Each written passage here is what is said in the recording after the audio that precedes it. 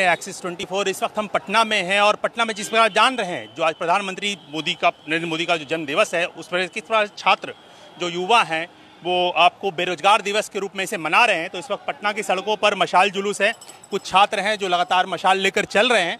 पहले इन्होंने पटना के प्रमुख चौक पे ये मशाल जुलूस शुरुआत की थी और इसके बाद वो इनकम टैक्स के बाद वो वापस अपने एक गलियों की तरफ निकल रहे हैं।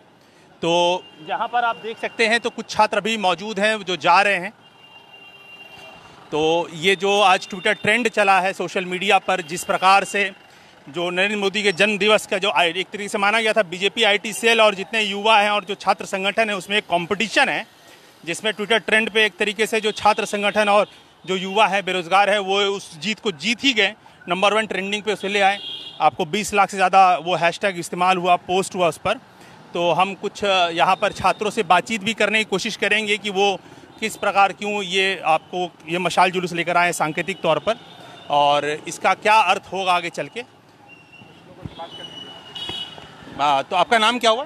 मेरा नाम सचिन कुमार है और हम लोग रोजगार के लिए युवा एकजुट होकर सेंट्रल गवर्नमेंट और ये जो हमारे माननीय प्रधानमंत्री हैं उनसे हमारा यह आग्रह है कि हमारे देश के जितने भी बेरोजगार नौजवान हैं उनके बारे में जब उन्होंने कहा था कि हर साल 2 करोड़ रोजगार दूंगा और ये हम लोगों को कभी रोजगार भी नहीं मिला। और दूसरा, जो व्यक्ति जहाँ पे भी कार्यरत हैं सरकारी संस्थानों में, वो सरकारी संस्थानों को विघटित कर करके और उसका निजीकरण किया जा रहा है। प्रधानमंत्री तो आत्मनिर्भर होने के लिए कहते हैं।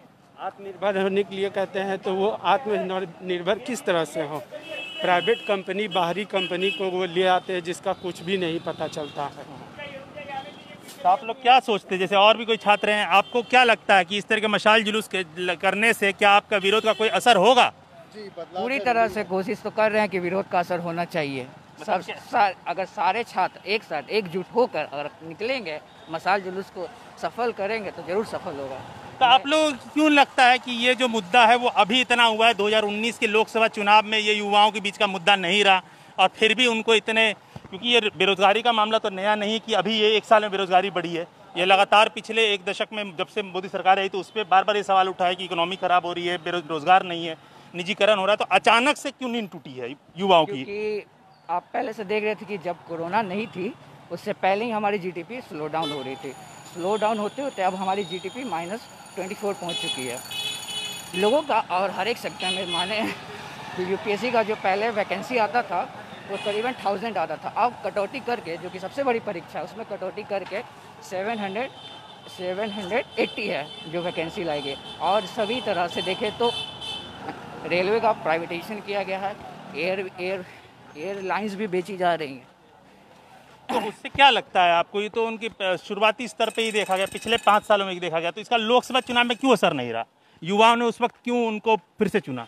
पहली एक बात तो बता दें कि जो हमारी मीडिया है वो पूरे तरीके से इस बात को रख नहीं रही। जो डेटा है, डेटा वो सामने रख नहीं रही है। तो हमारे जो यूथ है वो भड़क जा, मतलब अपने ट्रैक से हट गया है।